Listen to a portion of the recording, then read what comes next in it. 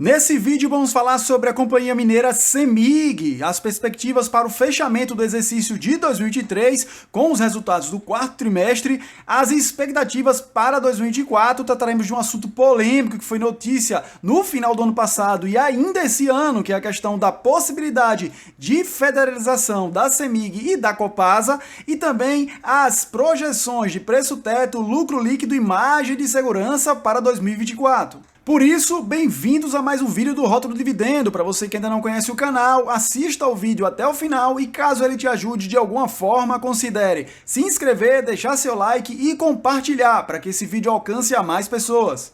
E como dito, foi notícia no final de novembro de 2023 a possibilidade de federalização de algumas companhias mineiras, entre elas a CEMIG e a Copasa. Isso se deu pelo fato de que o governo de Minas Gerais tem uma dívida de quase 160 bilhões com a União e essa dívida estava com sua exigibilidade suspensa em razão de uma decisão judicial. No entanto, o prazo de suspensão estava se encerrando no final de 2023 e por isso toda essa movimentação para viabilizar a quitação parcial desse débito e uma renegociação com novos parcelamentos. O fato é que, como podemos ver nesse gráfico, houve uma queda nas cotações da CEMIG de 21,3% em apenas 8 dias. E somente no dia em que foi noticiada a possibilidade de federalização, essa queda foi de 10%.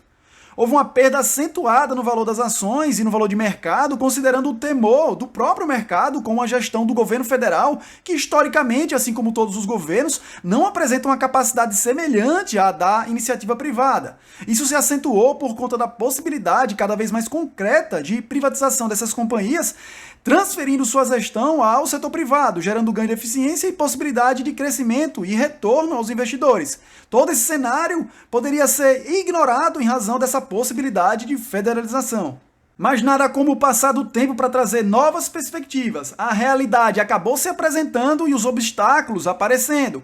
Uma aprovação difícil na Assembleia Legislativa de Minas Gerais, que necessitaria de quórum qualificado, a dificuldade do processo de sucessão, como ocorreria a avaliação dos ativos na formação do preço, a complexa negociação com os acionistas minoritários em razão do tag-along, a negociação com os detentores de dívidas que poderiam exigir um pagamento antecipado, tudo isso se arrastaria por muitos meses ou até anos, com a possibilidade de judicialização para tentar resolver um problema considerado urgente. Então, isso se mostrou uma medida inócua, considerando que o valor da dívida seria de aproximadamente 160 bilhões e o valor de mercado da participação do governo de Minas Gerais era equivalente a aproximadamente 10 bilhões, ou seja, aproximadamente 7% do valor total devido.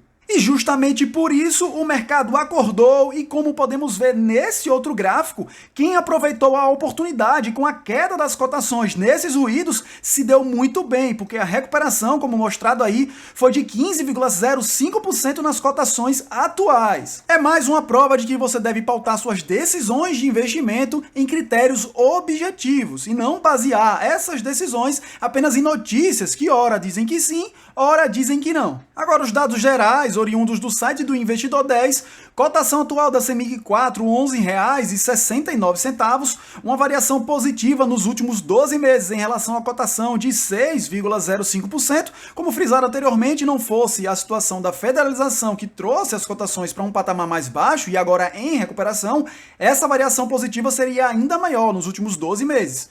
Um dividend yield atual de 10,87%. E por falar em dividendos, temos aí um gráfico com a representação dos pagamentos de proventos nos últimos anos pela CEMIG. Ela é uma pagadora recorrente, muito embora em alguns anos ela tenha pago abaixo da sua média histórica. No entanto, o dividend yield atual está em 10,87% e o dividend yield médio nos últimos 5 anos, 9,19%. A projeção de dividend yield para 2024 é superior a 9%, portanto ela estará pelo menos dentro da média dos últimos 5 anos ou um pouco acima. E a própria companhia destaca a sua política de remuneração ao investidor, que tem como payout mínimo 50%, e fala sobre o dividend yield praticado em 2021 superior a 15% e em 2022 de 8,46%, com um total de proventos pagos em 2022 superior a 2,2 bilhões de reais. Em relação a 2023, os proventos já declarados totalizam, em formato de juros sobre capital próprio, 1,3 bilhões de reais. E essa política de remuneração aos investidores também sofre críticas em relação aos acionistas, principalmente quanto à data de pagamento desses proventos, seja através de juros sobre capital próprio ou de dividendos. Note aí como destacado que, apesar dos anúncios ocorrerem em 2023, os pagamentos ficaram para o ano seguinte, apenas em 2024. Em alguns casos, apenas um ano após o anúncio desses juros sobre capital próprio. Então, essa demora no pagamento dos proventos acaba trazendo uma dificuldade em relação ao fluxo de recebimentos de proventos pelos acionistas e faz com que eles possam perder oportunidades, enquanto esperam o pagamento desses proventos, de reinvestimento dos dividendos em outras oportunidades que apareçam. E agora passamos à estrutura societária da CEMIG, para aqueles que tinham curiosidade para saber como se dá essa estruturação, tá aí a informação para vocês. Em destaque, a participação da CEMIG na Taesa, que foi tratada no vídeo anterior, com 21,68% das ações da Taesa. Inclusive, a ISA colombiana, que é controladora da ISA-CETEP, ou Transmissão Paulista, também detém, junto com a CEMIG, uma participação relevante no capital da Taesa. E mais algumas informações relacionadas à estrutura acionária, com as ações ordinárias, preferenciais e a participação total nos ativos, com o estado de Minas Gerais, com uma participação relevante, alguns fundos de investimento, a BNDES Participações e outros acionistas, incluindo aí o Free Float. Passamos agora à análise dos últimos resultados reportados pela companhia no terceiro trimestre de 2023, iniciando pelo EBITDA, que apresentou uma elevação de 28% no terceiro trimestre de 2023, na comparação com o mesmo trimestre de 2022. Já em relação ao lucro líquido, no terceiro trimestre foi reportado um lucro líquido de 1,2 bilhões de reais, o que representa uma elevação de 20% na comparação com o terceiro trimestre de 2022. Para 2024, a projeção é de uma lucratividade esperada de 4,8 bilhões de reais.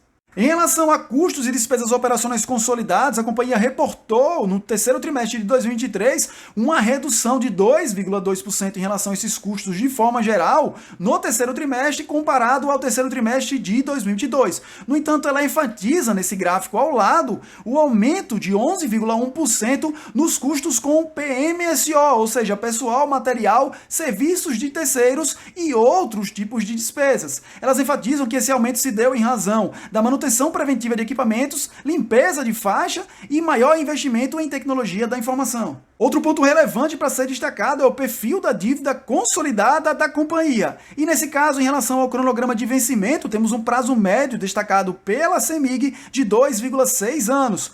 Em caixa, como destacado aí para vocês, a CEMIG tem um valor superior a 4,1 bilhões de reais. Já no cronograma de amortização da dívida, vocês podem notar aí que está destacado um valor para 2024 superior a 4,4 bilhões de reais. Para 2025 e 2026, esse valor reduz quase pela metade, mas ainda fica acima dos 2 bilhões e 200 milhões de reais, reduzindo drasticamente a partir de 2027. Em relação aos principais indexadores da dívida da CEMIG, temos o dólar, o IPCA e CDI quase dividido de forma igualitária. É importante que você saiba os principais indexadores das companhias que você está avaliando para entender como se dará o impacto em relação a cada um deles na dívida da companhia, nas possibilidades de investimento e no pagamento de proventos aos acionistas.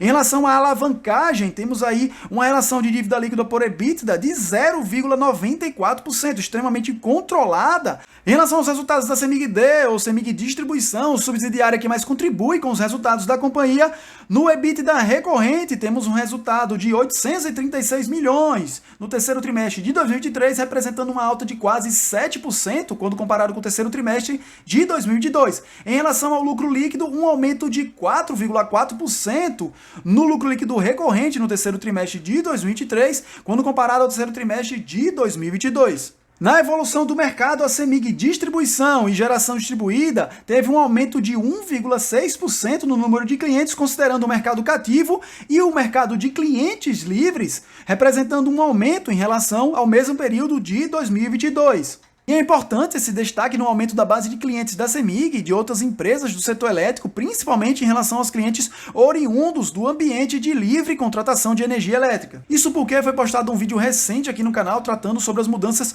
substanciais no setor elétrico a partir da ampliação do número de clientes no ambiente de livre contratação de energia elétrica. O link para esse vídeo eu vou deixar no card aqui em cima e também na descrição desse vídeo.